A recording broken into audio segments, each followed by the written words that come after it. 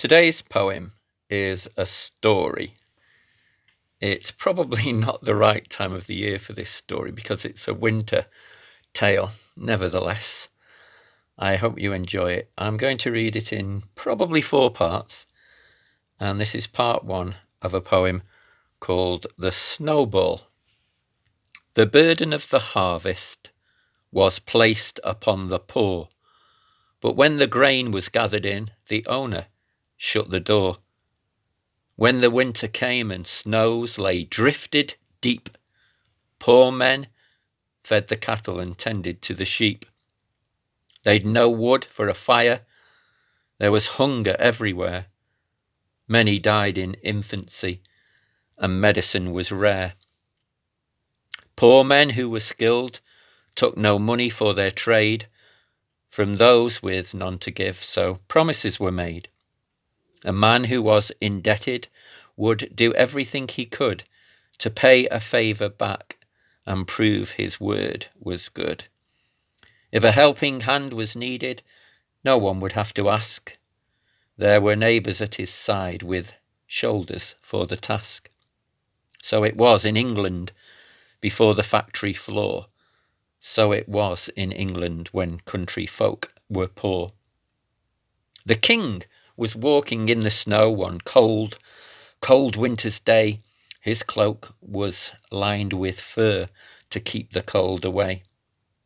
The people of his kingdom, long without the sun, played winter sports to keep them warm, and winter sports look fun. They sledged and they skated, while children, red and raw, left the snow in boulders that they could push no more. The king informed the court that he would spend the day out among the people. I want to watch them play. In the court's opinion, this was most unwise. They offered him their counsel. Sir, may we advise? No, said the king. He cut their speaker short.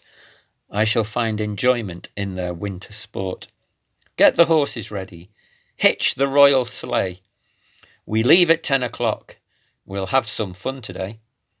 While the stable hand led horses out in pairs, an excited little boy was watching from the stairs. The prince could see the sparkle within his father's eye. He sensed that something good was about to pass him by. He could interrupt the king, but that would be absurd.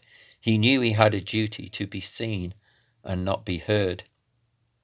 Each castle has a weakness, and when the time is right, the strongest iron gates will yield without a fight. The king was in high spirits, in the mood to be informal. He agreed to take his son, although it wasn't normal. So as the king was dressing, the prince was dressing too. Nurse said, take your gloves or your fingers will be blue. He climbed into the sleigh with 6 horses side by side.